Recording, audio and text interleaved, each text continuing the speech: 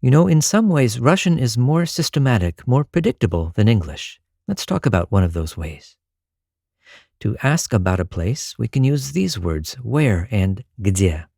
And to negate them, so we can say something doesn't happen in any place, we just add no to the English and ни to где.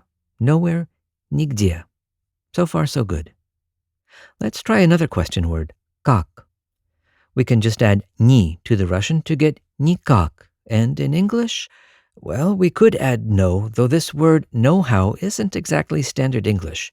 You might hear it sometimes, but often we'll express this with other words like in no way. And what about other question words? In Russian, it's simple. Just add ni. The English equivalents are kind of all over the place. We don't say know when or know who, but the Russian system is very consistent. Just add ni. Now let's look at how to use these, starting with a very simple sentence. Я не читал. All we need to do to negate the sentence is put не right before the verb. Note that it's not stressed, so we will pronounce it as ni, but we do spell it with the letter ye. And English speakers, please avoid the temptation to translate literally with some form of делать. There's no need for that here. And what if I didn't read anything? Я ничего не читал.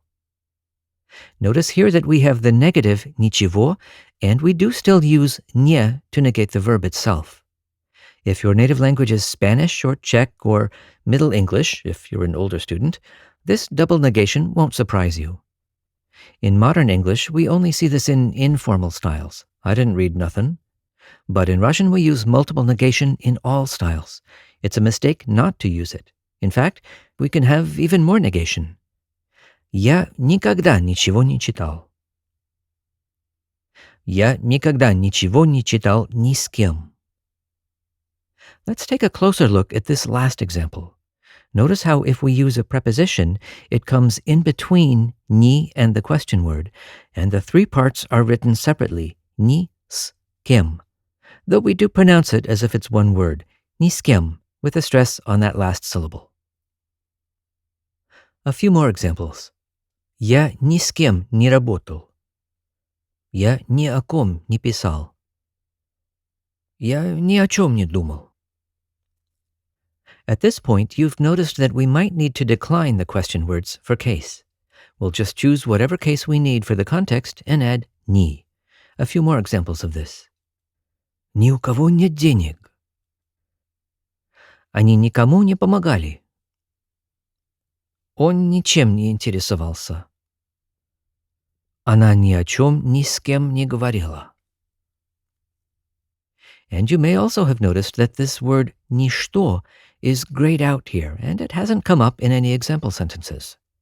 Now, you can hear it used sometimes as the subject of a sentence. For example, это создает иллюзию, что их ничто не беспокоит. Ничто не пропадает без следа. And in general, ничто sounds a little more formal than ничего. Here's an example from the famous inscription by Olga Bergholz at the Piskaryovskaya Cemetery in St. Petersburg. Никто не забыт, ничто не забыто. But I think in general, you'll hear ничего far more often, even when it's the subject. In fact, the Russian National Corpus has over 16,000 examples of ничто and over 320,000 examples of ничего. And Google's Ngram viewer gives a similar picture. Maybe that's not surprising, since we often use the genitive case to express absence or that something doesn't exist, which seems pretty closely linked to the idea of nothing. Summing up, we can create negative expressions by adding ni to question words like где, как, куда, когда, and others. When we use one of these negative expressions, we still put не before the verb. We spell that N-ye, but it's normally unstressed, and so we pronounce it as ни. Russian has multiple negation. Я никогда ничего никому не говорил. And remember that никто and ничего will also change for case. Никакой changes for case, gender, and number, just like какой.